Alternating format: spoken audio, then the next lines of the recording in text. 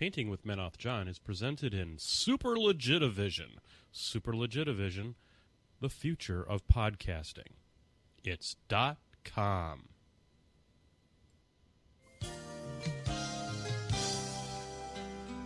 Hello, I'm Menoth John.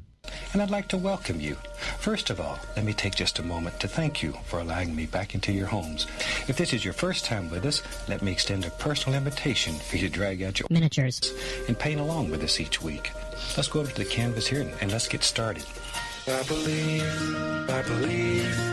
every day's a good day when you paint. I believe, it'll bring a lot of good thoughts to your heart. I believe, every day's a good day when you paint. I believe, it'll bring a lot of good thoughts to your heart. Let's build a happy little cloud. Let's build some happy little trees. There are no limits here. You start out by believing here. You can almost paint with anything. All you have to do is practice. Well, good evening, ladies and gentlemen, and welcome to your Sunday Night Addiction. I was going to make a joke about diction, and then it didn't work in my head. I am Menoth John, because he said dick. Anyway, I'm Menoth John, and I am back once again at the helm of the mothership. This is your Sunday Night Extravaganza. This is your Sunday Night Addiction. We are going to have a fantastic show for you this week. At least we hope it will be. With me, as usual, up in the catbird seat, you know him as the co-host with the mo-host, Mr. John Spencer. I'm Mary Poppins, y'all. Oh, hell yeah. And then next to him, we have everybody's favorite raccoon or not raccoon to his Groot. Trash Panda. Trash Panda. This is the irrational Gonzo. Ladies and gentlemen, that's a hell of a movie, and we're going to be talking about it in about an hour. So, for those of you who don't care to watch me paint rivets for the next hour, there you go. It's going to be riveting. Oh, I see what you did there. Dad joke, a dad joke on Mother's Day. Boom. That's a pun, sir, and that is my specialty. Yes, it is your superpower. Ladies and gentlemen, we have a great show for you tonight. Actually, I'm surprised that we're going to have a great show. We're actually going to have a good show this time. Wow, it's not going to be a tire fire of horribleness. We haven't had a tire fire in a long, long time. It has not. Yeah, I mean, there won't be any underwear headgear going on, but it's going to be pretty good. Hold on, I got to take some stuff back then. I can if you want. My room's right over there. I'm not taking mine off, but I can put an extra pair on my head. Well, if you have to, maybe we should just do an entire show where all of us just show up with underwear on our head. Anyway, Better John, for the most outrageous hats we can find. there you go. Well, I'd be down for that. I like hats. I like money. Anyway, I almost bought a Pikachu hat at the Spencer's Gifts until I realized I was way too fucking old to be walking around in this place. yeah, Spencer's. What? Did you get any joke dicks or anything like that, or? No, I just walked around. I'm like, yeah, I'm. This is not a place for me. I'm gonna go back down and look at the movies in the movie place again. Hey, ladies and gentlemen, Belinda Librarian is in the chat room. That's awesome.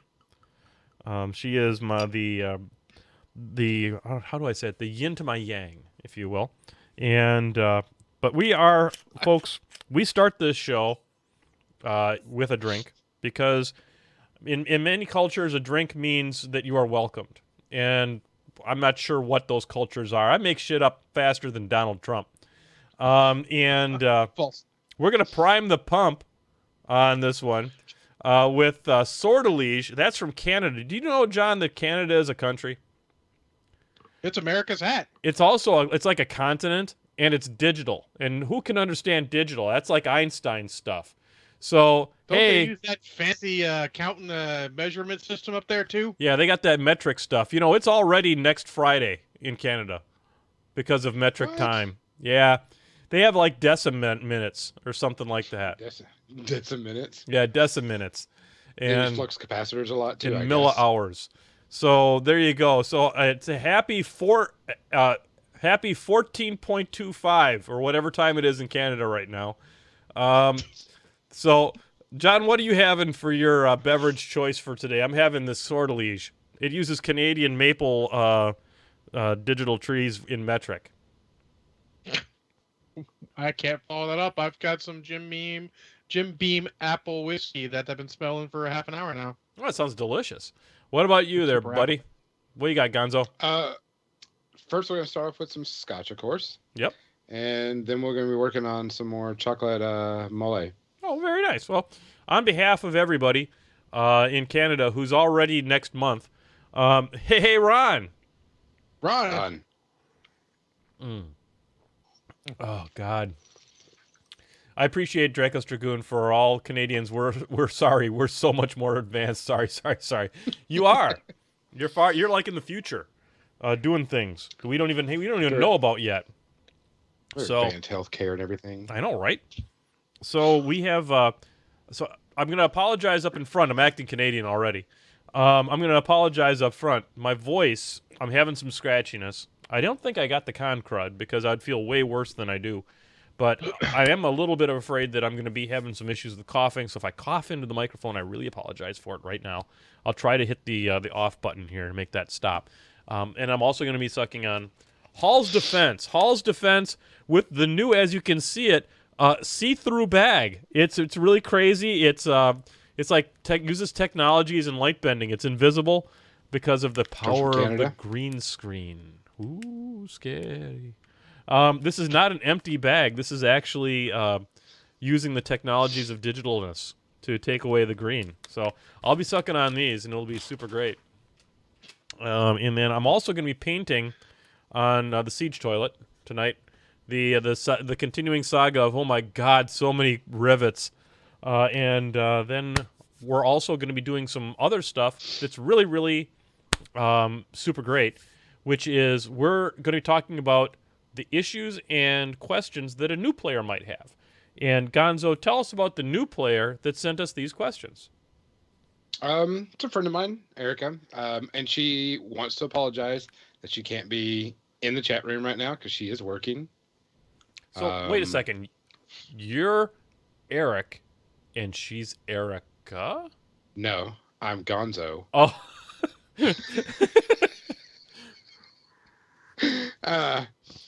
But she wanted to apologize right off the bat because she had to work tonight. Is she Canadian? Upset, but no. Okay, so with the initial apology, I was afraid she might be Canadian. No, no, she's one of our locals. She, her and I had talked for a while, and she said she wanted to start playing, and I'm like, okay, perfect. First thing you do, go on there and look at models. Tell me what you think looks really cool. Yep. And she was like, oh, I love the werewolf stuff. I'm like, okay, let's stop right there. Nice. Stop right there. And then we'll work on everything else. Yep, that's really, really good. So that's what we're going to be doing tonight, folks, is we're going to be answering those kind of questions.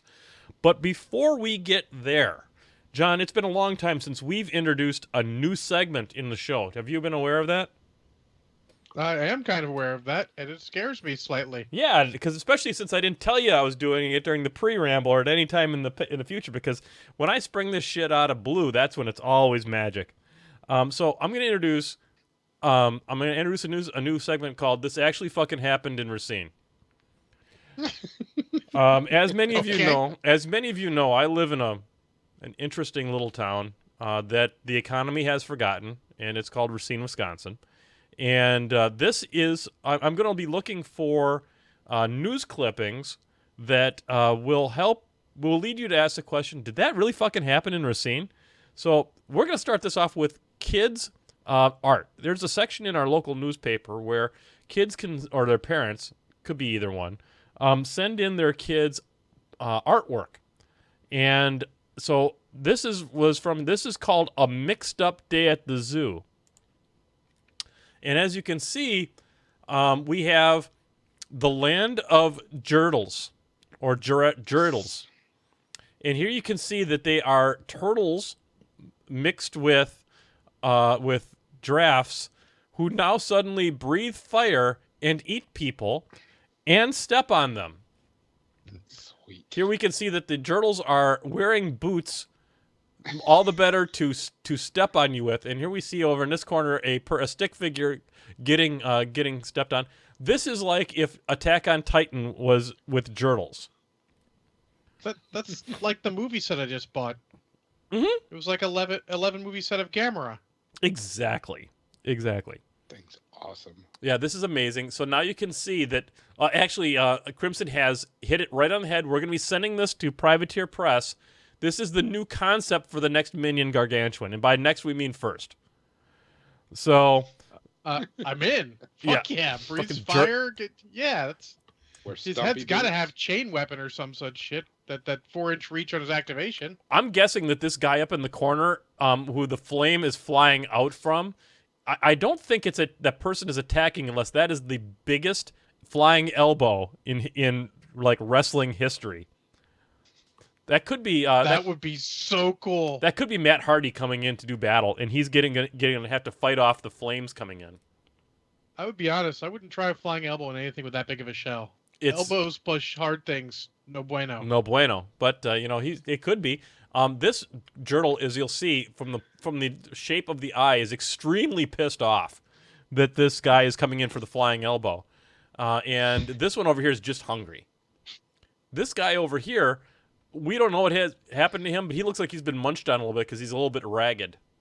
So, ladies and gentlemen, this is our initial. Did that really happen in Racine? As Retribution Bob said there. There we go. I think that is an excellent segment that we can add to our show that will pump up viewership, John, and will drive people to donate at patreon.com/menothjohn. By at least I'm two sure. people. If you're not No, you got to keep those. You got to keep those and send them once a year as a collection to all the patrons. Exactly. It's a premium. You know what we were going to do though was I'm looking at putting the movie themed ones into a PDF that we can give to patrons. So as we continue to do that week by week, then you'll have like an entire PDF of themed lists that are probably not very good, but they're very themey. Themey. I actually did a themed list little talk in the latest co-host corner. Some piratey themed Scar lists that Congo the Dromagun and I talked about on Facebook. Arr, they sound delicious. They sound great. So, all right. Are they magically delicious? Yeah, magically. Boom. And that's a callback, and that is the sign of professional podcasting. Yes, sir. Well played. If I was wearing a hat, I'd tip it to you. There you go. All right, folks, we are going to start getting onto this. I wish I could turn that into a T-shirt, but I think that is just straight up plagiarism at that point. I'd have to get the kids. You know what? I'll find out who that fucking kid is. I say, hey, we want your Jurtles on a T-shirt. You guys, you got a problem with it? I'll give you like $1 for the rights. So Jurtles. Turtles. we should start We should start like spreading rumors as the new Minion I like- Gargantuan. Confirmed! Exclamation point! Exclamation point! Exclamation point! All right, Well, no, folks. it's not. See, you were wrong, John. It's not going to be our Gargantuan. I just figured it out.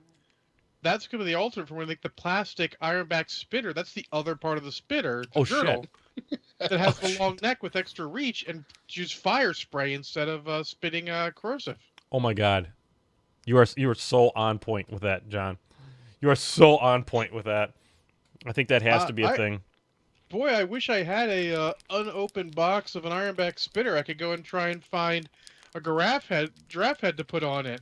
Oh, that is amazing. What? I didn't know you had minions, man. I played him in the Journeyman. Oh. I did a whole series of articles on the website about him. Yeah, the website. That's funny. That's hilarious. I'm going to go over here and hang my head in shame. No. Just because I don't look at anything doesn't mean anybody else doesn't look at things. No. One of my friends actually said he was enjoying it. So Good. Well, I'm going to start painting. And Gonzo, I am going to let you kind of run the questioning part of this, if that's okay. Or John, do you want to do it? Because we've all got the document. false. Okay, I got the document. And I got the document. I'll be happy with Gonzo running it, and I have a couple questions if we have time at the end too from a couple other people. can you do that, Gonzo? Sorry, my headset cut out just for a second. What'd you say? Do you want to run the questions? No, yeah, I can do that. Okay. And actually, I actually looked at these quite a bit before we started because this is a person that is completely new to miniature gaming. Mhm. Not just War Machine and Hordes, to miniature gaming, period. Okay. And that was pretty important for me to look at, because I was like, most people that play this game have played another miniature game before this. Right. True. So they're I like, had not. oh, well, then I know I got to get this and got to go this and got to go that. This is someone that's completely Yep. never touched a miniature game before. And what came from that background as well. This was my first miniatures game. I had not played 40K or anything like that before this. Okay. So our first question is, are there any good ways to remember all the stats, or does it just take practice? Practice. It does take practice, and one of the first investments I think that any new player should make is War Room.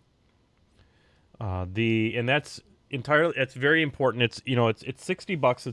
It's not a model, and don't just get your factions. Get the whole package. Get everything, because what that'll allow you to do is to spend some time getting to know other factions, and that can only help you.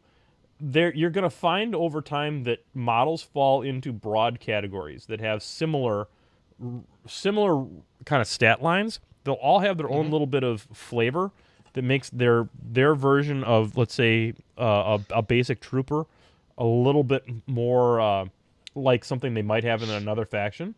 But spending time with the rules, looking at, if like you're going to be playing against somebody who plays Protectorate, spending time going through what their casters do, kind of what that kind of stuff is, and we can maybe talk a little bit on another episode or something like that around kind of what are the flavors of the different functions. But I mean, I got to know this game the way that I know it by kind of sleeping, drinking, and breathing it for a long time. John? It's going to take practice, and actually, I'm going to counter. While Worm is very good, and I was just getting it, keep your cards around because they're a much quicker reference while you're learning. Yeah. And when you're going, if you've got an idea, like I think the mat is that, start thinking that. Try and solve it in your head if you've got time. Mm-hmm. I think they're mat 6. Then go check your card to be sure, because the more you try and answer it, the more it's going to stick in your head if you're correct. That is absolutely correct, John. And for a new player, getting to know those cards and then and don't be afraid to ask questions, and make sure you're finding somebody to play with at the store that you get along personally with, and that'll really help too, because you'll feel more comfortable asking those kind of questions. Yeah, because we actually talked about this, because there's way too much information to throw at a player right at the beginning of this game. Yep. Oh yeah. I mean, there's just too much. Just worry about your stuff. Think about what you've got, and then when you come against a player, and since you're brand new, people are going to be like, well, this does this.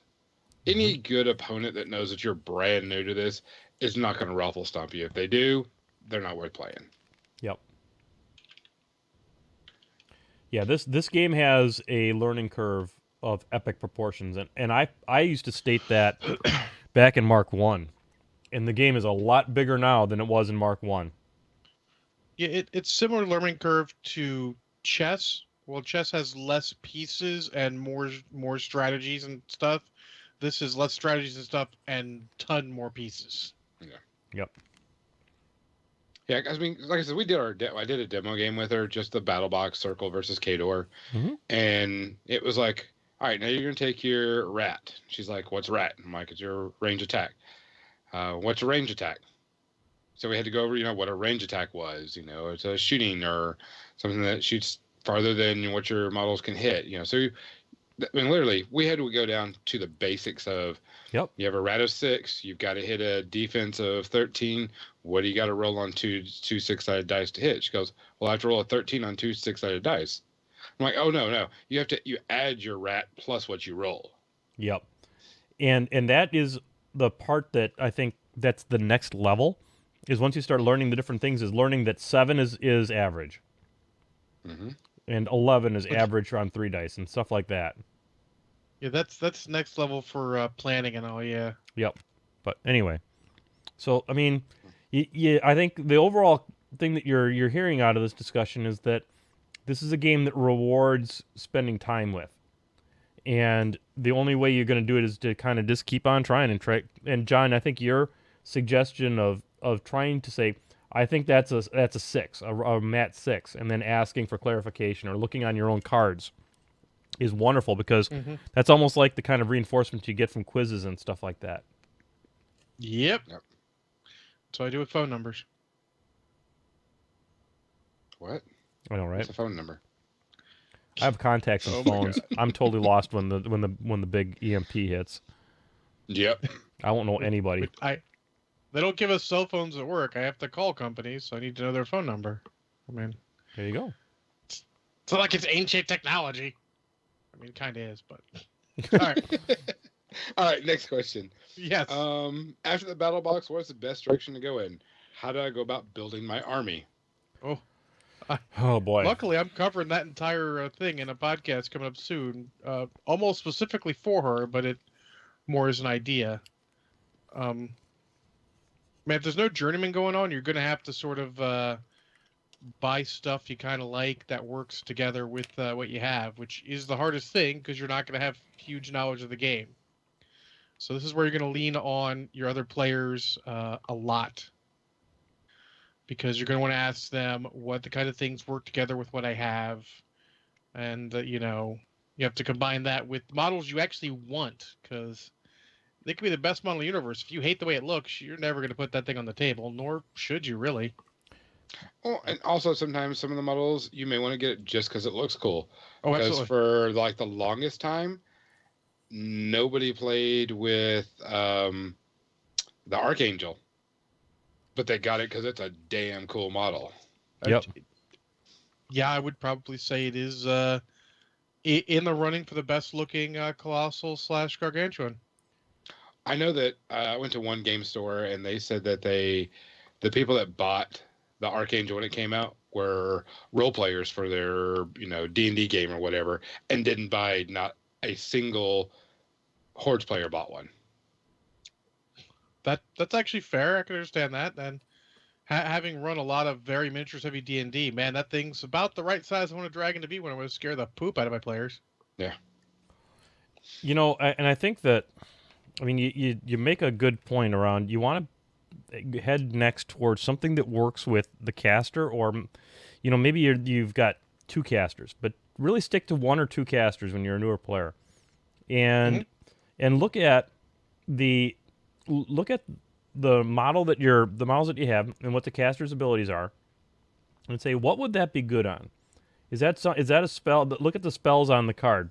Is that a caster that has like a model unit spell?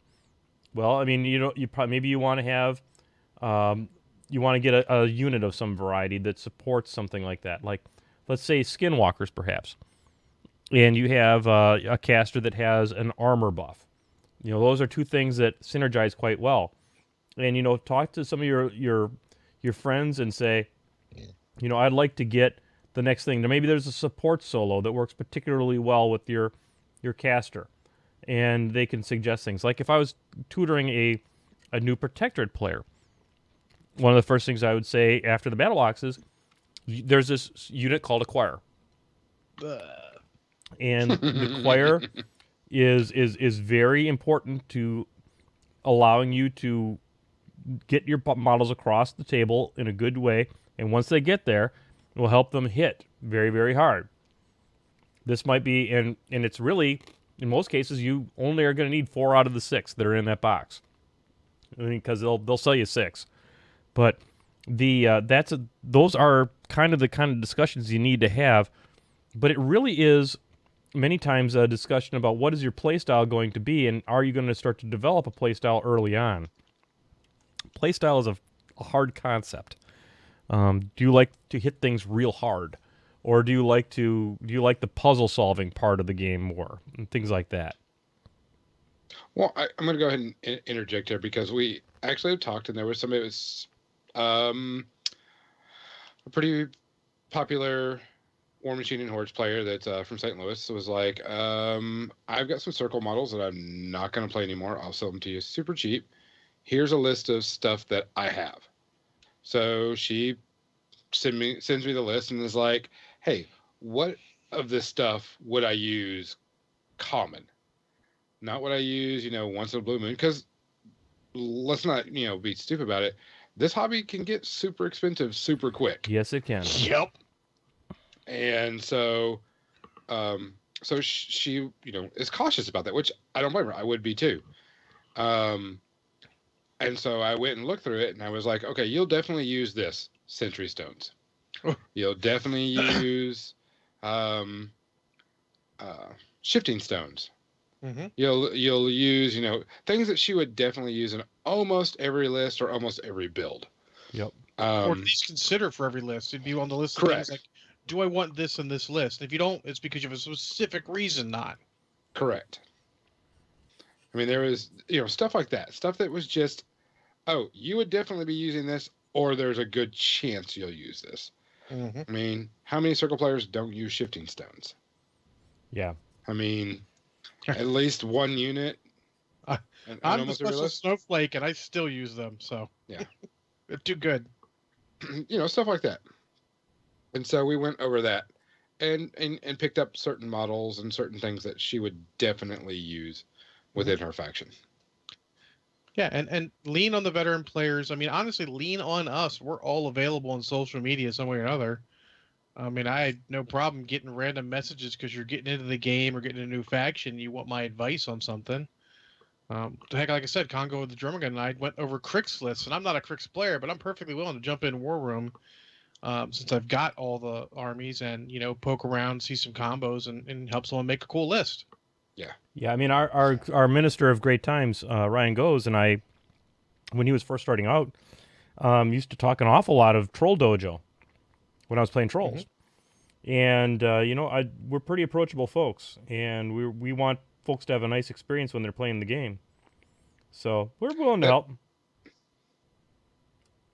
That's something that she immediately said after friending people, and she made that post. She's like, well, all your friends are like sending me messages or writing things, and it's not like read the fucking rules. It's no, hey, try this. Let us know.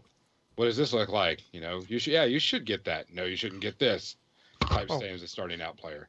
And she was like, your guys are really friendly compared to a lot of other places. I'm like, yep, that's who we are. Because we're all mostly grown-ups. We're all in this together. Yep.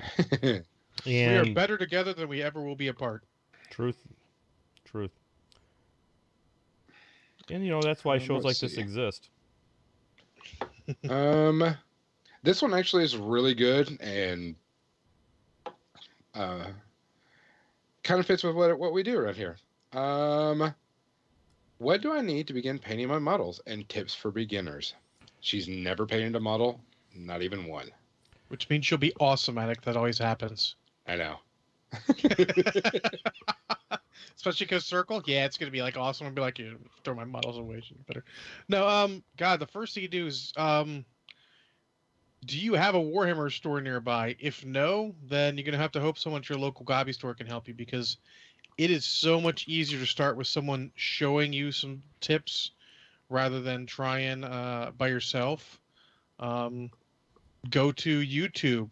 Good Lord, between Ghoul and Dallas for Privateer Press and Mini Wargaming, good Lord, there's a million. I have a painting tips playlist that's like 300 videos. And I haven't been keeping track of them for that long. So let me You can find it. Yeah, go ahead. You can find it on the internet there. Type a search into Google. I mean, I was looking this morning how to paint certain types of things, and quick Google search with the right keywords. Miniatures usually helps, and you get a ton of hits on lots of tips. But you're going to want to watch a couple videos. Was it Bowie, former PG in our area, actually loves the old Privateer Press DVD that showed you how to paint. He said that and I can attest that it leveled up his painting quite a bit. So, I mean, even as a very, very, very beginner, the most important thing you can know is that you don't go to buy paint at Hobby Lobby or at Michael's. That's craft paint. It's an entirely different animal than miniatures paints. Or if you do, you go to their model section, because my Hobby Lobby locally does actually carry some Vallejo paints. Okay. And I know some of them have started doing that. Yep, it is. So that's an exception to the rule. That's true. I am a huge fan of God, private. make sure it's acrylic. I am a huge yeah. Don't testers no. No, enamel no bueno. Yeah. So I'm going to tell you this right now. I'm a huge fan of Privateer Press's paint line. The P3 line of paints is really super solid from stem to stern. So if you're just starting out, please take a look at their paints. They're really good. Some people complain about their metallics a little bit. I don't have a problem with them. I think their golds are really, really strong. I think they fixed them. They used to have a problem. They've been fixed. Yep. I think that and when you're considering your models, some paint colors are much easier to paint than others. Blues are real easy to paint. Browns are easy to paint. Yellows stay away from. Red stay away from when you're brand new. What? White is way harder to paint than you would ever think. White is stupid hard. Beginner black is not that bad. Super easy. Yeah. Real black, super hard. But beginner black, not bad. But so, I mean, that's something to think about. And when we talk about color schemes, don't make the same kind of mistakes that I made, where I didn't really realize that having an army that all had a coherent color scheme was kind of important. Because it really makes your models look a lot better if they're all kind of marching down the same paint path. Yeah, and I would say find some sort of get your painting tips first before you buy your first paints. Yep. Because let's say you really bond with the way Mini Wargame teaches paint stuff. You want to be using the same paints that they're using. That way you get a better idea how the colors are working, because they're talking in a paint language, so to speak, and that way you're understanding that same paint language. Yeah. So yeah, you want to make sure you're getting that connection. Otherwise, you're having to sub in colors, and that actually can, if you're really trying to get a specific look, that can hurt you. So, and I'm going to tell you that when you're looking for videos on how to paint, there's three kind of painting things that you need to worry about. One is called base coating, and that's about putting down, blocking out the large areas of paint, which would be, think of it on this model as like the gray of the of this thing, and maybe the purple and some of that kind of stuff. That's base coating. The next level is called washing, and that's where you'll use a specialized kind of thin down paint that will help really make the details pop on it. And then the last technique is called dry brushing. And if you go look up basic videos on YouTube for how to base coat, how to wash, and how to do dry brushing, you'll be 75% of the way there. But I would suggest dry brushing, after you look at the video, get someone locally to run you through it. There's a lot of little things that they don't always think about putting in there, because these are not technical people. They're not doing technical writing. They're hobbyists who are sharing their knowledge. And there are a couple steps that you might forget, and it's always easier to have someone show you and give you those little tips. Agreed. Gonzo? I've already mentioned this to her because she had talked to me about it. Mm-hmm. And I was like, there's going to be some colors that you're automatically going to use, like blacks and whites and certain metallics and, your RGB type thing. No matter what models you paint, you're always going to have those. Just your basic rainbow colors, browns, blacks, whites, metallics. If you're talking about with those, and you're good to go. But also priming the model. Mm-hmm. Yeah.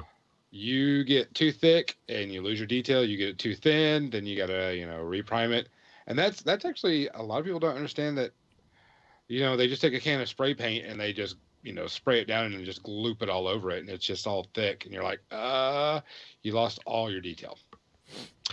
I'd probably suggest actually the even though it has a couple problems of its own, the Vallejo surface primer for a beginner, because it's so much easier to teach someone to brush it on and then go like, all right, now go back and get those couple spots that are missed when it dries, and you'll have it dries thin enough. You have a nice, relatively even coat on it to start priming with.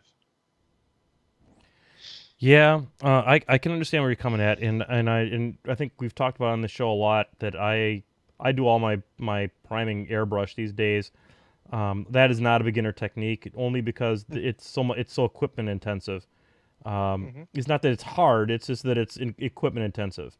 The I hear what you're saying about brush on primers, and I think that brush on primers serve a nice purpose if you are as almost like a secondary rattle can. I like to rattle. I rattle can prime for a long damn time, and I'm a fan of P3's rattle can primer. I'm also a fan of Krylon as a rattle I'm a can. fan of flat black auto primer because that covers some of that resin stuff that sometimes flakes off other paints because of the Yep, even after you wash it, some of the leftover oils. yep, and I mean that's what I'm talking about with Krylon. And I think the Krylon's nozzles that they've chosen really work pretty darn nice as primers. So, Mhm. um, But yeah, that's probably the biggest since it's the first step. That's why I recommend surface priming because anyone can take surface primer and put a little bit on a palette and just brush it over a model. The spray paint, if you fuck it up, you fuck up the model, and that's a terribly bad first impression. well, let's also talk about what priming is supposed to be. Priming Hmm. is simply preparing the surface for paint. It does not have to be thick. It does not even have to necessarily be completely black. It just needs to prepare the surface and get a little bit on there. Now, it works best if you get it uniformly black, but don't go crazy, as John said. Primers in rattle cans are designed to be thin, so you want to put a layer down, very light layer, and if you need to put more later, but do it in small layers, and you'll be a lot That's the happier. painting mantra. Small layers, you can always go back and add more. That is truth. So, All right. I'm going to jump around a little bit because some of these are, to me, more questions that should be answered because somebody's completely new. Once I start buying minis, what is a good way to store them and keep them safe as my collection grows? So you got to have a figure case. Um, Early on, I was just the cheapest thing you can find with some sort of foam just to keep them from bouncing off each other. Maybe you can get an old GW case from a local who doesn't need it anymore. Shit, if you're local to me, I'd give you one, but I got a ton. But you definitely need to figure that out and go cheap with the first one. Then when you start to expand, then you got to make the long, hard decision on what you want to use.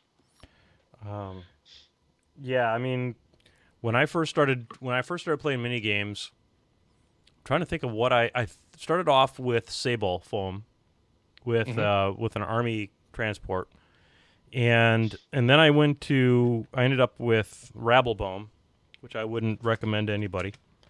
And then I ended up, which is code word, folks, for battle foam. Yeah. And but I am now a steadfast KR multi-case guy. I think their foam is soft, and when you're looking for foam, after you get started things getting painted, it's soft, so it has very little chance that it's going to flake off your paint because some of the harder foams can rub that stuff off.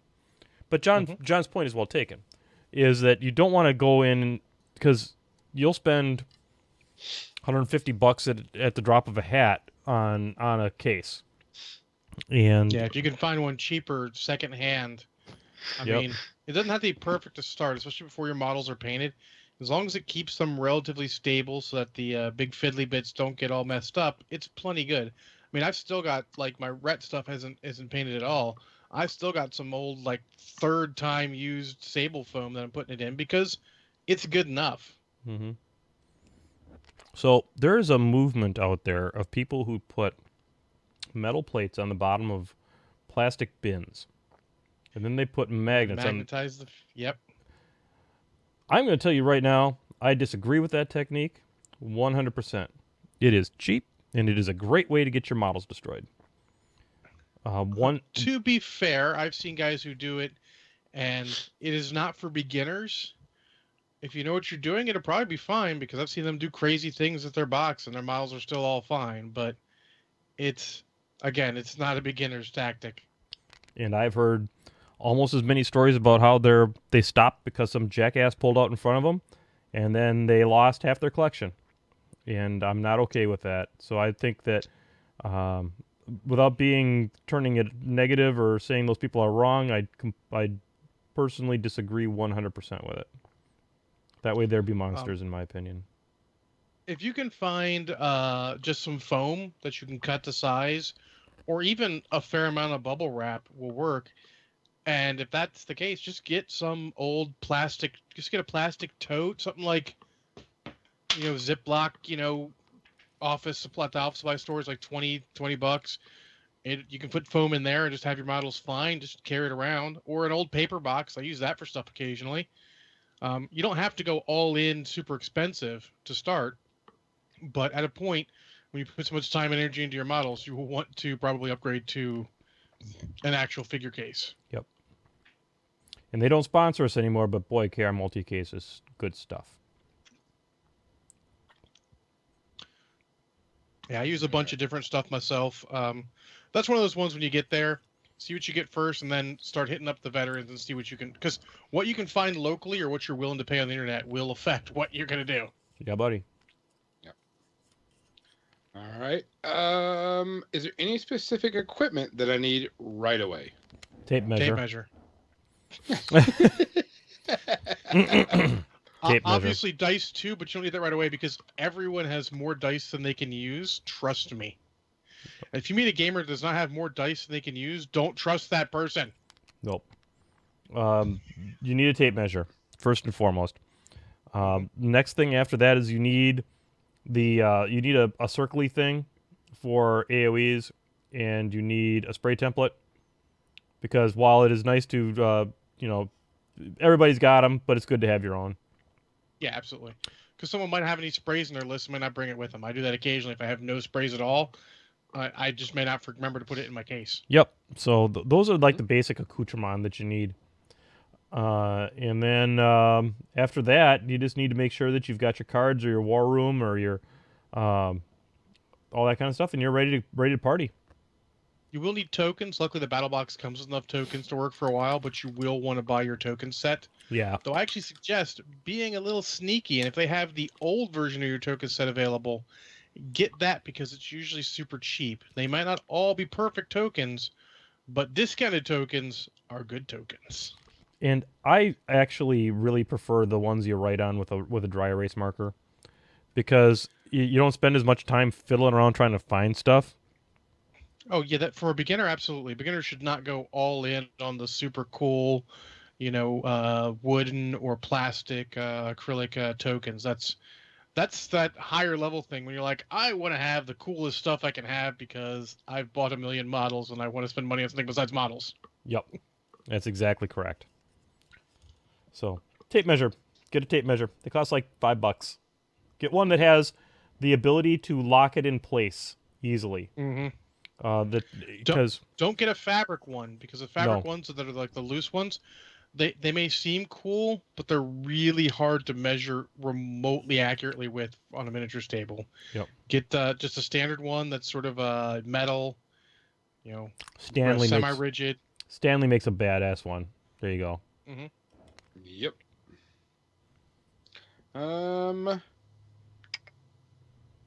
That's actually pretty good and interesting. Do I need to stay solely within when I choose my faction? So this is a good and important topic. When it comes to when you're starting out, stick with a faction.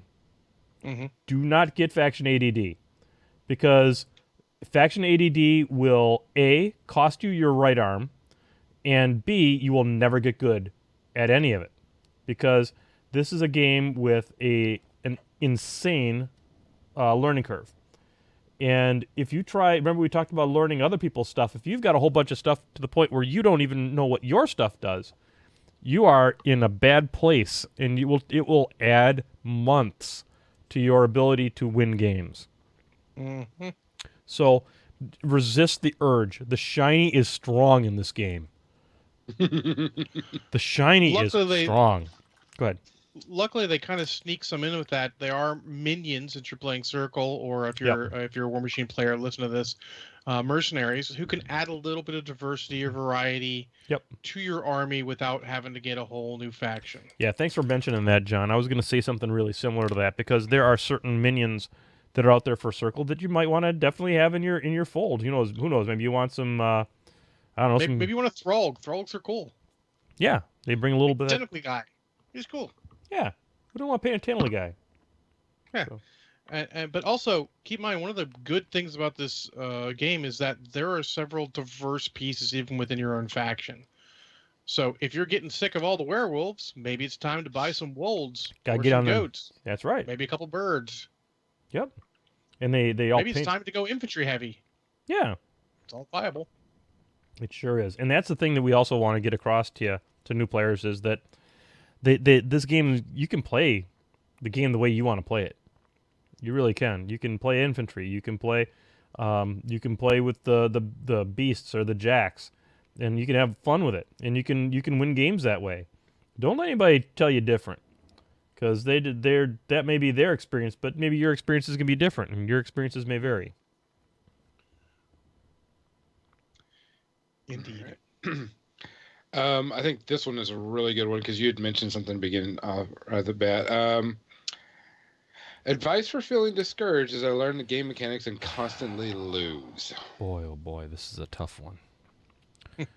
But it is very important because War Machine Hordes is very unforgiving. Yeah, this is a game of mistakes. Yeah, go ahead, John. Any one-on-one game is going to be unforgiving and disheartening. Just please remember that you're playing with people who've been playing this for a long time, and while we all love to jump into something to be immediately good at it, that's not always going to happen. No. And there are a myriad of ways you can lose this game, and keeping track of all of it is tough for even an expert player. So you're going to miss stuff. You're going to lose games with adults. Just learn from it. Yeah. As long as you learn from every single game, you'll be okay. Be humble, because this game will humble you if you're not. Goddamn right. This game's hard. It is the John, you hit it right on top of it. Unforgiving. It is a game of mistakes, and literally a single mistake will cost you the game in this thing, because you'll bring your caster 1 inch forward too far, and then he's dead. Or you will leave a charge range, or you didn't understand how that other army over there could manipulate your own models to get them out of the way so that their guys can get all up in on yours. So, Gonzo, I need you to be careful. The first time she has to play against Ron, make sure it's someone who's gentle. Oh yeah, Ron will just rearrange the board on you. He'll be like, get those guys out of the way. You get over here and die. I got a whip snap over here for you. How you like that? Oh, look at this. How about this one over here? You guys are all out of the way. Hey, you thought you were safe. Yeah. Yeah, and remember, every army, everything's going to come at you and look like bullshit. Yep. It's all bullshit. You have your own bullshit. They have their bullshit. The problem is that they might know what your bullshit is and be ready for it. Well, you're not going to have the same knowledge. Right. And it takes a long time to get there. Yep, it does. And so don't get discouraged. I am not exaggerating even one little bit when I say it was a year before I won my first game. Let me tell you what, that is mental fortitude to stay at something that long. Or insanity, one of the two. Or just having fun anyways. I've had lots of close games, when I was early on, like, I was really close. I learned a lot of stuff. You come back, and I have this weird trick of having a very big memory for games I've fucked something up in. And I can remember games from my first Steamroller tournament. I'm like, yeah, I was dumb. I should have done this. I should have done this. What the hell was I thinking? And I was thinking I didn't know the stuff as well back then. But, it's learning. You learn from it, and you build it. It's like any experience. I mean, you don't jump into a job and immediately aren't the best at it. It takes time to learn everything they do. And here's a tip, is if you're playing with decent human beings, and I hope that you are. I mean, Gonzo is, I guess, kind of nice. But ask the person who just kicked your tail in, what could I have done to prevent that from just happening? And sometimes they'll be able to articulate it, and sometimes they won't. And it's okay if they can't articulate it. Not everybody can. But maybe there'll be times when you will learn. Go ahead, John. The after game review is so important for this. And actually, if you have time, if you're spending a lot of time, like if you know you got time, you're going to play like a 3-hour game, you got time for one game, and they're willing to do it. The turn by turn action report is good too. Like, okay, I feel like you moved these guys forward too far, and this is why. Mm-hmm. And then you show them. You can teach slowly. It's very time intensive, and sometimes maddening as they tell you how they're going to destroy that unit you love or that model you love, and then go proceed and do it. But it really is illustrative for teaching and showing what's going through their head while they're looking at what you do. So here I'm going to give you a news brief here. Most people want to play against people who are going to give them a good game. And so it is there in most times decent human beings will want to help accelerate your learning curve because that means they're going to get more good games in. So, I mean, ask, and they won't be jerks. If they're jerks, then don't play against them again because it's a game and you should have fun playing games. Absolutely. Oh, I just realized how dark it is in here. Yay, light. Let's see. This is a great topic, Gonzo. Thank you for bringing this to the show. Yeah. All right. Here's one, and I think it's pretty relevant also. Once I understand how to play the game and feel comfortable with my army, how soon should I start looking into tournaments? As soon as you're comfortable in a game, you play a game with no help, I feel like you're tournament ready at that point because Steamroller is generally how we play, and they're not really super harsher than regular games. It's just you might see stuff that's a little more serious. Don't expect givebacks. Expect to go 0-4. Or 0 and however many. And Yeah. O&X. You're going to probably lose every game. And if you're mentally prepared to have four losses in a row on that day, then you're probably ready to go because you will learn more in that day than you probably will have learned in a month. Mm-hmm. And make sure you tell them, with no joke, like, look, I'm new. I've only been playing for X amount of time. I want to play a tournament. I'm not expecting any leeway from you, but I want to learn. So please, help me learn. Yep. They will. Oh, yeah. Legionnaire says, play some Death Clock first. I actually counter that with play on some relaxed time turns first. Yep, It's I agree. easier to learn because you learn how to play at a faster rate to begin with. And do this before your first tournament because jumping into timed when you've never played time before is serious bullshit. I am deeply concerned with new players who start on Death Clock and never play time turns. Because I saw it in person when I was playing in the 25-point scramble. Rumble, excuse me. And it was the person lost on Death Clock, and if they had ever played on time turns, there's no way that person loses. It forces you to go fast, and it's unpleasant, but it's like going to the gym. It creates muscles. To give you an idea, there was a guy who was a perfectly good player. At the time, he was a better player than I was, but he was so slow. Yep. He had just played Not Brushhead Dave the round before, and Dave's like, God, that guy is so slow. And I realized into the game where his first turn took 10 minutes and his second turn took 20 minutes. I'm like, I'm going to win this game on time. There's no question. This guy has never practiced on time. And I'm just going to do stuff to make him think harder. Yeah, Yep, go ahead. It's crazy. So if you learn on time turns, relax time turns. Don't do 10-minute time turns if you're playing full points. Go a step or two above. Just having some sort of timer making you make decisions it's a big deal. Good. It's a big deal. It's sometimes because it's easy to sit there when you're playing a friendly game and spend forever and make the best possible move. We've got a guy locally who, if you give him all the time in the world, he will make the best move, and he's amazing.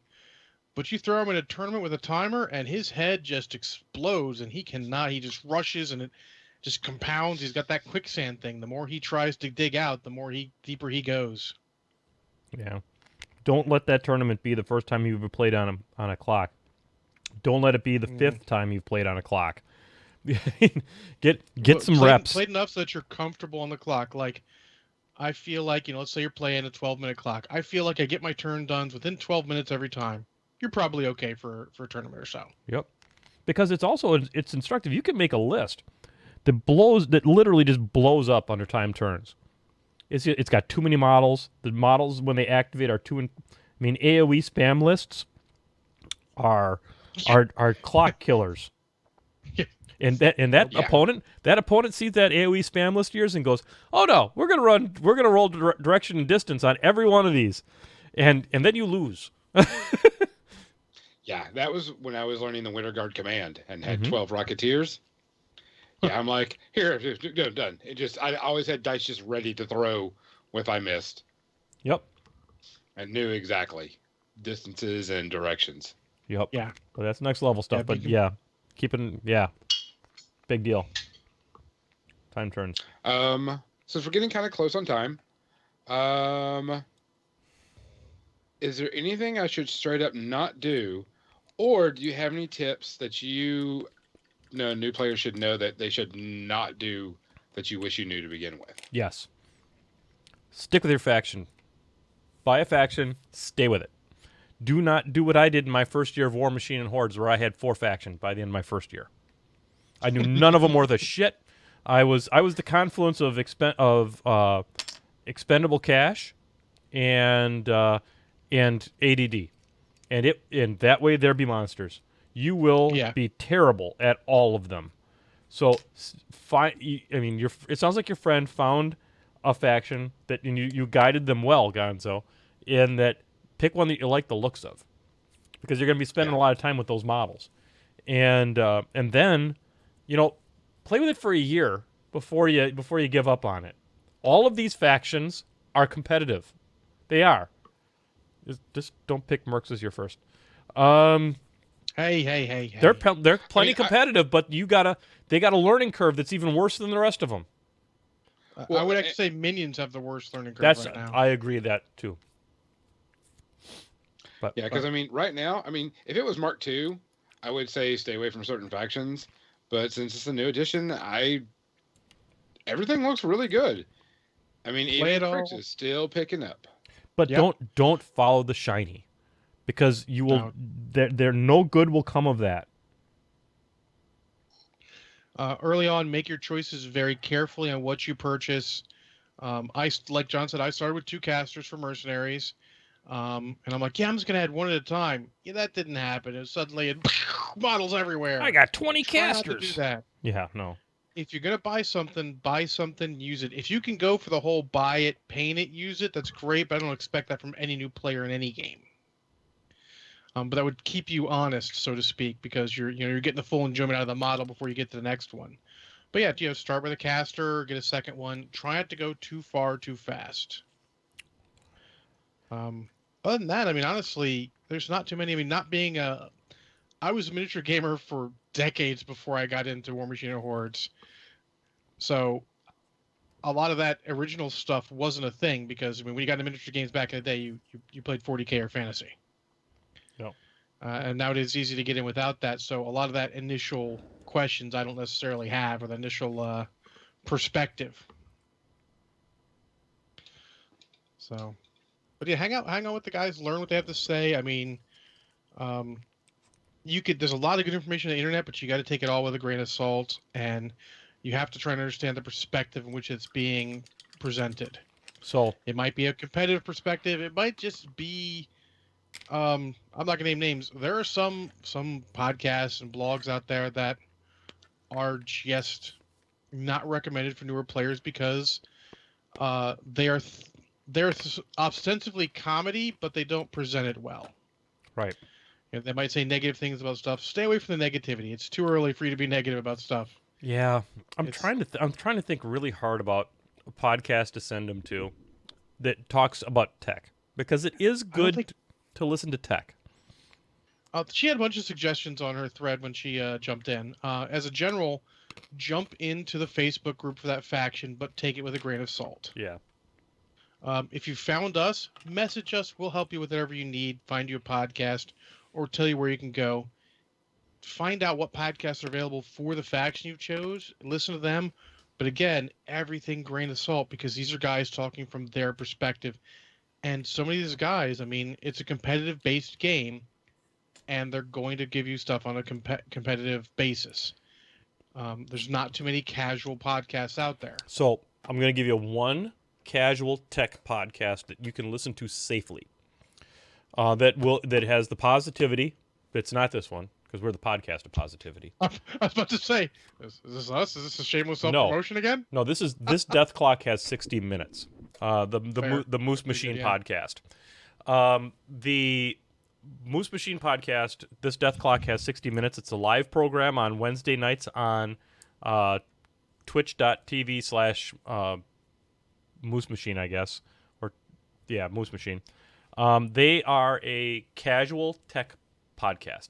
They come from model selection in a very similar heart that we come at model selection, but they are much better at talking about the interactions with the game. We talk about some of them, but that's not our focus. Our focus is more on the hobby and casual play.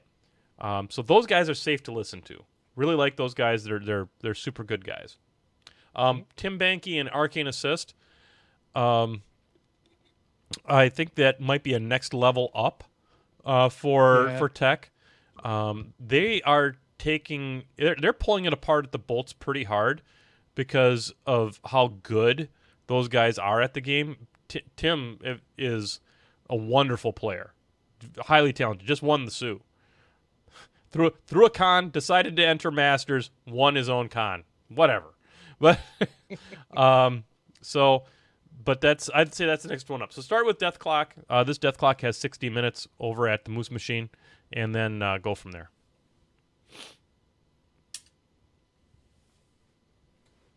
Boom. What else we got, Gonzo? Well, it is actually almost time to start our next segment pretty soon. Yeah, we can do that. Let's see. Actually, this one's not bad because it goes with our hobby part. How detailed should I paint my models? As detailed or as less detailed as you want. It's a personal thing. Yeah. There's no right or wrong way to paint a model, and you need to know that going in because, otherwise you'll get focused on doing it the right way and you'll never be happy. Yeah. This podcast exists because I wanted a way to continue to drive myself forward. And as a result of it, I couldn't get a date. But that's it. I thought because you couldn't get a date and New because Year's Eve several years ago. And because I couldn't get a date. That's the sad reason. But everything worked out okay because I got a great girlfriend now. So but it has had the happy happenstance by keeping myself on a regular schedule that my painting has improved over the years. I'm a much better painter today than I was back then. And so that's why I continue to do this show is I hope that I inspire other people to have this up on their computer at their painting station. And, let's make 7 o'clock on Sunday night a time that we can all get together and whip out our painting brushes and do things. And don't get clutched up about it. If you look at the stuff I painted on when I first started versus the stuff I paint recently, it's night and day. It's 5 colors and Ohio silver back in the day. No washes, no dry brushes, nothing. Just base coat and away we go. But now, we try to teach that kind of stuff, and we also try to teach more advanced techniques. So, this is a journey. Painting is a journey, and we're just kind of here along the trail to keep you kind of moving forward. All right. Last one, and it's actually kind of important because we've talked about it before. Is it best to buy everything from my local game store? Yes. I'm a big fan of that.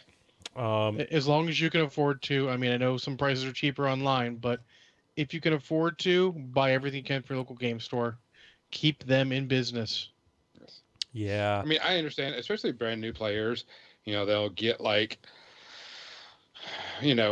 used army from somebody at a cheaper price. I can totally understand because this is an expensive hobby. But once you've got your base or anything, get everything local.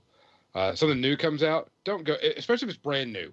Yep. If it's a brand new model, don't go to some other place. Get it from the guys that you play at. Mm-hmm. Because You're not going to save that much money on it. Yeah, you may get it, and then you have to pay for shipping, and it's going to just be a wash. That When you table, could just buy from a local. that table Or that they you're try and playing on. sneak you into that $100 for free shipping when you don't really need $100 models right now. Correct. Exactly. I am a huge fan of supporting the folks that are giving you a community and a place to play. Mhm. Because turns out this game's real bad playing by yourself. It's not really a Yes. game at that point.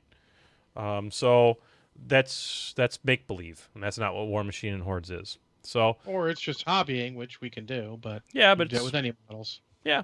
So you could go get like a little funny car or something like that from Revell and paint that up. But anyway, so yeah, buy local, buy from your LGS.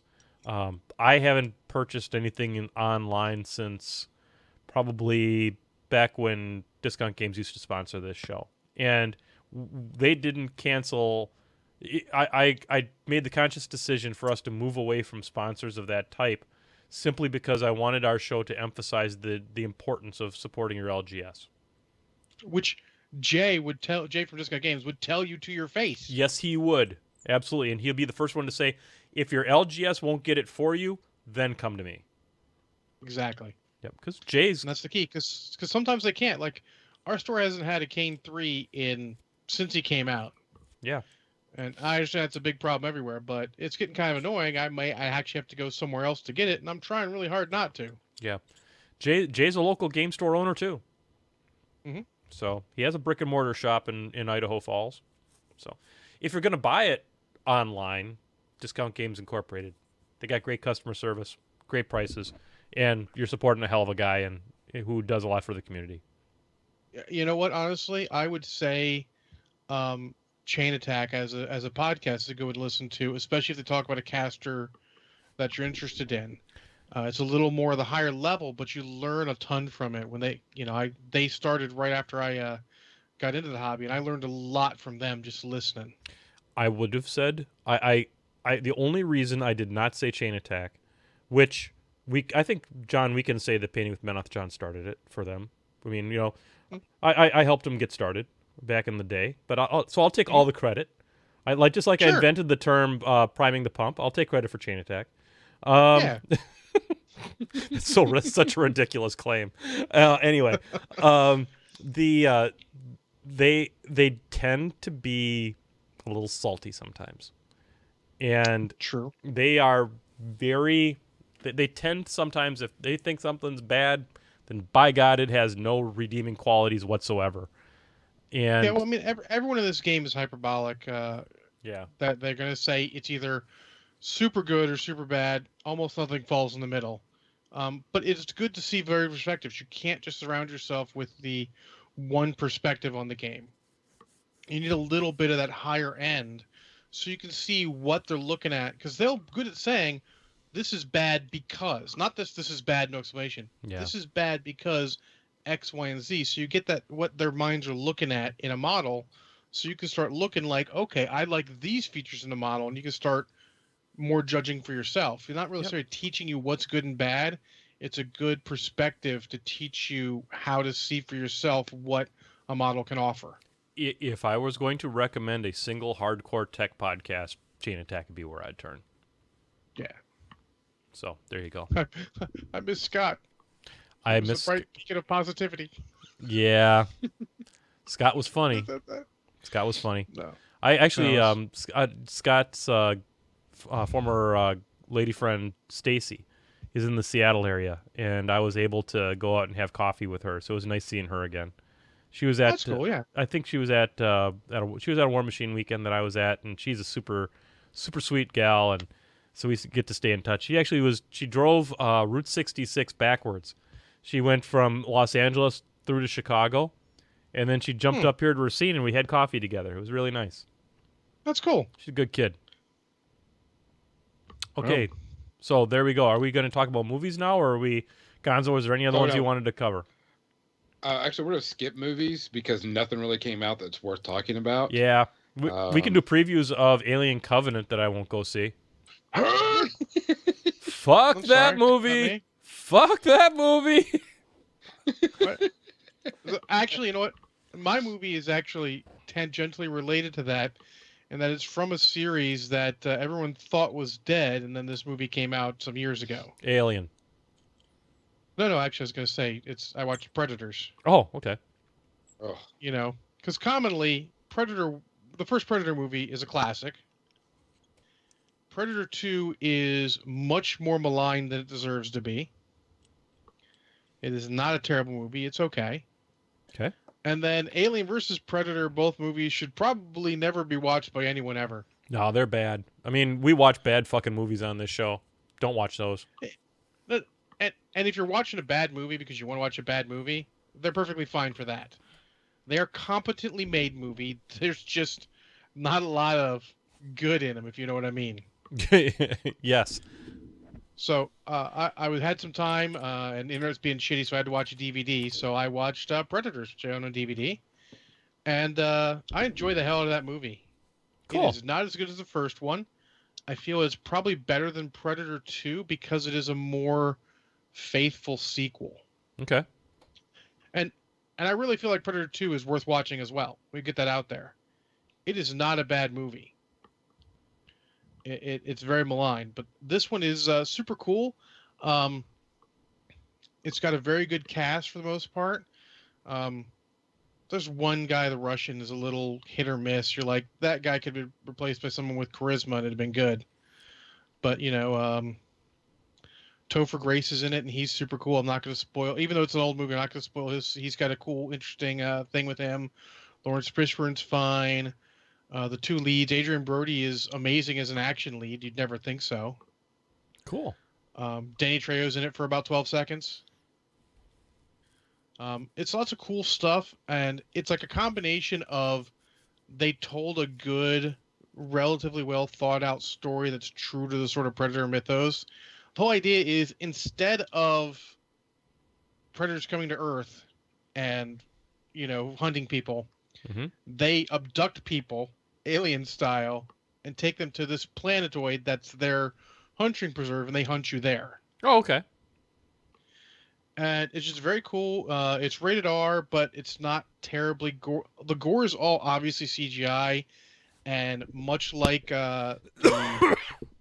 what the hell's that movie? Because much like the first Expendables movie, where they did bad CGI blood just to get an R rating, it's not fucking worth it. Though the rest of the content and the F-bombs are probably worth the R rating. But it's cool. There's a couple really good scenes, and unlike most movies where they're like, we want this scene in the movie, they actually managed to get the scenes together fairly well. There's not one where you're like, I can tell you just wanted to have this scene and you forced it to go there just because you wanted this scene. Though there is a scene that I'm certain they did that with, but it fits in well enough. Overall, it's an enjoyable movie. It doesn't overstay its welcome. I enjoy the hell out of it. I give it a shot and a half of Kraken. It's definitely not the original, but if you can find it for free somewhere or cheap rental, by all means, rent the heck out of that thing. Cool. Shot and a half of Kraken is pretty heady stuff for some of the garbage we've been reviewing lately on this show. Oh yeah, I mean, shit. I watched half of the MST3K, the new one of Reptilicus, and I only stopped because it's no fault of the MST3K crew, the new one. That's purely the movie being just so bad. Reptilicus is strong medicine.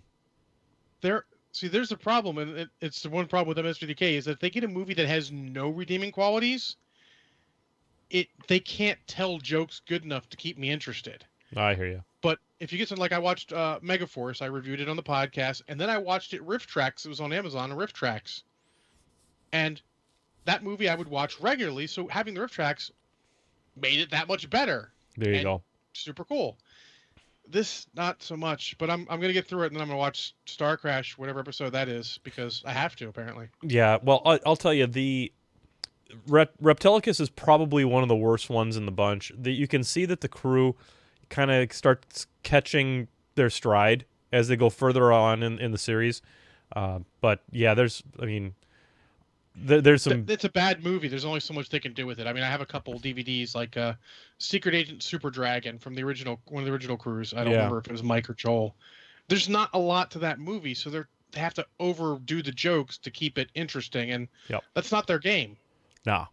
Nope, and they do better on. And I think they did a darn fine job on Star Crashed. Cool. So, I saw a little movie. It's not doing that well in the movie theater. It's a damn shame. Little thing called Guardians of the Galaxy Volume 2. It's a sleeper. Have you guys heard of that movie? Yeah, I may have seen it opening weekend. Yeah, hell of a damn movie. Jesus. Hey, Retribution Bob, thanks for tuning in. Remember this, if you want to hear us talk about all this other stuff, this is always available on the YouTube. Sometime within the next day or two, it'll be up on YouTube. Subscribe. So Guardians of the Galaxy Volume 2 continues on with the story of our most unlikely of best series in Marvel. When the first Guardians of the Galaxy movie, it's best. Simply the best. We will agree to disagree, sir. Okay, you can have your serious as shit Captain America stuff. This stuff is my jam. I'll go both ways on this. Now I've heard that I really about you. liked it. That's too easy. It was a great, fun movie. It had a lot of good things going for it. There were a couple of times you can tell that they kind of pushed to get the joke or pushed to get the funny. But overall, great, solid superhero movie. Great, solid Guardians. The opening scene sequence is amazing. Yes. Just certain scenes and certain things just were like, hell yeah, that was cool. Oh yeah. It's don't get my disagreement with it being the best Marvel, if you will, sub franchise against it. I still loved it. I reviewed it last week. I think I gave it 0 shots of Kraken because it's awesome. Yeah. Hyperbole and bombast is what makes this show what it is. So that's why I make statements like that. So it's controversial. We're very controversial, John. Were you aware of that? Yeah, no doubt. All right. I was aware of that. So really enjoyed the living heck out of it. Yes, I guess I do see that where they did push maybe a little bit with some of Drax's jokes. The fruit one. Yeah. I'm like this. That missed the dartboard. I'm sorry, guys. That's okay. It's okay. You can't hit them all. No, you can't. Despite that, I think back to moments in that movie, and I still chuckle a week, 2 weeks removed from watching it. So I mean, shit. There's and there is so for those of you who don't know, kind of want a very brief plot synopsis. What we're getting here is the backstory for Star-Lord, who his father was, is ostensibly the plot of the movie. We know that we've met his mom. His mom died of brain cancer, and in the first minute and a half of the show, and then but where's his dad?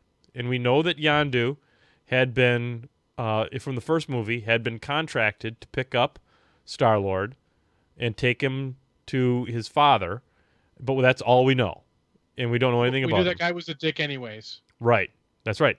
He was a dick anyways. He was cargo. And so that's where we're picking it up. And the opening sequence, which takes place, they're a mercenary band guarding the galaxy.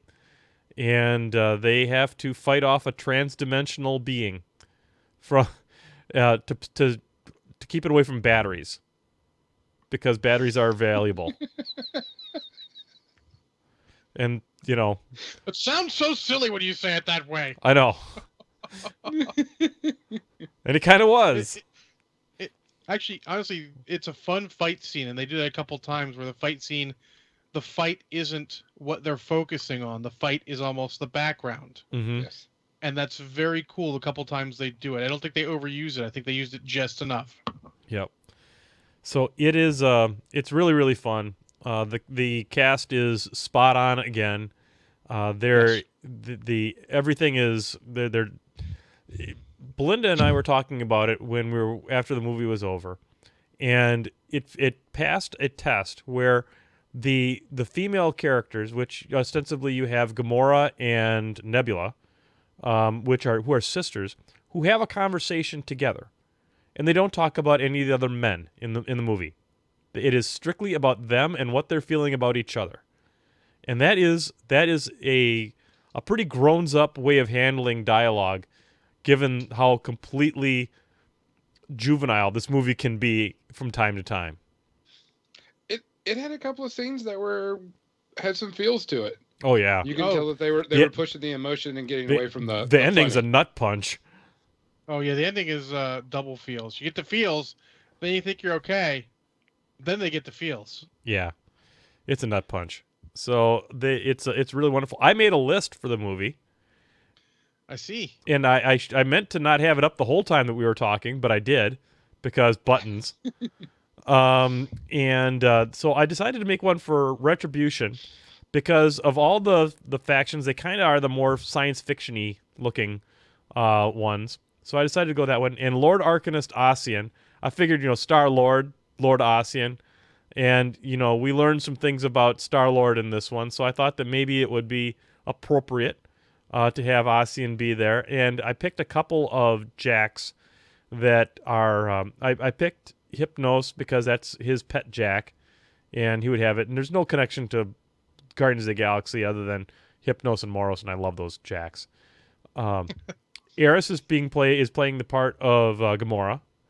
Narn is playing the part of a slimmed down and more lithe Drax the Destroyer with the two knives. And then for Rocket and Groot, we have being played by... We've done a gender bender on this one with Dahlia and Scareth. So you've got... I would have thought Dahlia was Mantis, actually. No, didn't go that way. Although she would have been a perfect... I didn't think about Mantis. I didn't throw her in here. But I was thinking I needed a partner one. So I went with... I didn't have a good woodland animal that played with Retribution. So I couldn't go with an obvious Rocket and Groot. But so I went with Dahlia and Scareth. And then I figured, we'd have a set of the... of infantry that's more elite would be kind of like the Nova Corps guys, and I decided to go with Invictors on that. And then for kind of more ragtag like the Ravagers, more the House Guard Riflemen. Because the Ravagers weren't all about the guns and all that. I mean, about close-up melee. They're more about flying spaceships around and shooting stuff. So I went with the Riflemen. So that's where I ended up. And I don't know if it's any good, but it's got guns in it, and I hear guns are good with Ossian. So, there you go. I'd give it a shot. Yeah, it'd be worth playing once. I don't know if it's any good, but, there's some pieces in there that are strong. I think Dahlia and Scareth has been shown to be pretty darn good. And, like I said, Invictors and Riflemen give you a lot of downfield threat. So, anyway. Anything else? Gonzo, what were your thoughts on Guardians 2? I thought it was just solid. It was really good. Like I said, it's just a few things that were just, they're just pushing a little hard.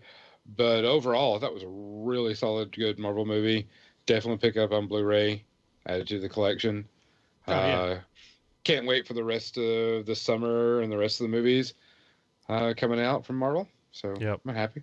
Yeah, Ragnarok looks like it's going to be just a bucket of fun. Yeah. When I was watching the previews again, because we had it on before Guardians, I was like, yeah, this just seems like it's going to be a good, fun Thor movie. Because I've never been excited about any of the Thor movies at all. I love the first one. I reviewed it not that long ago for Co-Host Corner, and I really enjoyed it. It hits on all cylinders. The second one, maybe not so much. Matter of fact, I told everyone, because I reviewed Captain America today for Co-Host Corner 29, and I'm like, after this point, I'm pretty much gushing about every single movie save one, and you can probably guess which one that is. Dark Age or whatever. Yeah, spoiler, it's Thor 2. Yeah. I can't gush. I've watched it recently. I don't think it's bad. I just don't gush about it. Yeah, I enjoyed watching it. But I'm a sucker for Thor to start off with. He's one of my favorite characters in in the pantheon. Yeah, I actually I've liked all of the big Marvel guys at one point or another. Yeah. You know, you start off maybe X-Men, then maybe you get into some Spider-Man and Captain America and Iron Man. Getting another throat Thor. lozenge. Retro. Oh yeah, this is rough. What I miss the Marvel movies, this is a DVD thing, is that they don't do the one-shots anymore. I really miss the one-shots. Because those were super funny. What were the one shots? Remind me. Well, like the Iron Man 2 had, I think it was Iron Man 2, had the specialist where it basically explains why they sent Tony Stark to talk to the general about getting the Abomination on the Avengers, and then there's a funny thing happened on the way to Thor's hammer. Okay. The original Agent Carter one. Those little like on the DVD bonuses, and I miss those. And I understand they're probably a lot of money to make for not a lot of return. Fair but, enough. Man, they were super cool. Fair enough. Going on that, we gotta also say that there are 5 after the credit scenes. Yes. 5. Stay all the way. To me, all of them really weren't after the credit scenes except for one. The other ones were just kind of like blurbs to the movie. But there was only one that I thought was very important. Yes, there's one that's very important. There's one that's very, very important. We could tell you about all but 2 of them because 2 of them contain some sort of spoilers, and one of them is more important for the future plot. Yeah. And I guess it's the one that was super important to me was, I'm sure it's going to come up in Guardians 3. Yes. Which is interesting. I'd like to see where Guardians 3 fits in because I feel like based on what they're going to have that be, I feel like it should come before the end of Infinity War, but who knows if it will. They're already done with the one movie. I mean, we know it's like everyone's in that movie, so it'll be interesting to see. Yeah, it's gonna be one long cameo to get everybody that's gonna be on that movie. It's gonna be like people are gonna be walking off and on. Hey, I'm Ant-Man. Hey, I'm actually wondering because I haven't looked that hard. I haven't seen too much. I wonder if Team Cap, so to speak, is actually in that movie, or maybe it's just Team Iron Man. And the whole no spoiler in this is that we all feel like probably Thanos could come whoop everyone's ass. Oh yeah, it's kind of his for gig. The second movie. So I feel like maybe Team Iron Man shows up in the first movie and Team Everyone shows up in the second. Fair enough. We'll see. I mean, I'm kind of interested to see how that goes. How did they say they were going to do it now? I know that there's only one Infinity War. It's not Infinity War Part 1 and Part 2. They've renamed them, right? Yeah, they renamed them. There's still going to be 2 movies. They're not... It's going to be like, it's going to be a self-contained movie that, like their stuff, they're telling a longer story in most of these movies. They sometimes lead directly into the next one or lead tangentially into the next one. Well, so far, I'm looking it up right here, and it is going to be 2 parts. Okay. So far, the cast they have is... I'm just going to name the superheroes, make it easy. Iron Man, Hulk, Steve Rogers, Thor, Hawkeye, Doctor Strange, Vision, Scarlet Witch, Winter Soldier, Star-Lord, Groot, Thanos, Loki, Nick Fury, Wong, and Mariah Hill. So everyone's going to be in that movie. So my whole thought out the window. Oh, there you go. But I'm excited for Thor Ragnarok, but I am more excited knowing that the Infinity War is coming. I mean, it's the culmination of what they've been building to since Iron Man. Yeah. Yep. Ever since they introduced the Tesseract. Yep. Yeah. So definitely since definitely since Thor, Iron Man just introduced the Avengers idea and they sort of built. I mean, they've done a great job. Yep. Hey, isn't there a DC movie coming out soon too? What's DC? Wonder Woman, right? Oh, yeah. I hope they don't fuck that up. They're going to. They're DC. It's going to be a fucking dumpster fire. And the thing is Wonder Woman's such a great character, too. Yep. Strong, awesome, and totally going to fight in high heels. This is the first time DC could be like, hey, they can jump into room yelling first because we've got a female-led superhero movie where she is the absolutely the undisputed main character. Hope I'm wrong. And pretty much one of them undisputed female superheroes of all time. She's the biggest. Yeah. I mean, but Captain Marvel. Captain Marvel wasn't even a thing that you talked about 20 years ago. Yeah, she existed, but she wasn't even like Miss Marvel. Like, whatever. She's not even A-list for fucking Marvel at that point. No. No, I mean, I've got a friend of mine, and she's a huge Wonder Woman fan. I mean, she's got a tattoo like this big of Wonder Woman on her back and tons of Wonder Woman stuff. And I'm just like, she's like super stoked to go see it. She's like got it set up so when the tickets go on sale, it hits her phone so she can order it. And I'm like, please don't suck, because I don't want to hear about it, because she's my massage therapist, and I don't want to get my ass kicked. Well, look at it this way: it wouldn't have been your fault, though. I'm hoping against hope they do a decent job. Yeah, I really do too. I'm more worried about Justice League, and this is funny. We've talked about this multiple times, and the DC movies are like the abusive boyfriend of everything, because it's like we hope they're going to be good, but really in our heart we know they're not going to be. No. Yeah, it's a bad ongoing relationship that needs therapy. Yeah, but we can hope. I mean, if they hit one out of the park, that everything's uphill from there. We all remember where Marvel was before Iron Man.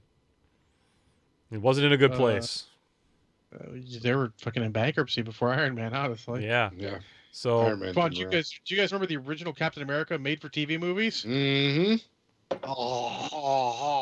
Yep. Where they had the foam latex ears on the helmet. Oh, Jesus. Anyhow. Or the shield was the windscreen of the motorcycle and see-through. It was terrible. I mean, everything the Incredible Hulk did, like the Daredevil the Incredible Hulk did and the Thor the Incredible Hulk did, are like light years ahead of that, and they're so far behind what we have now. Yeah. Yep.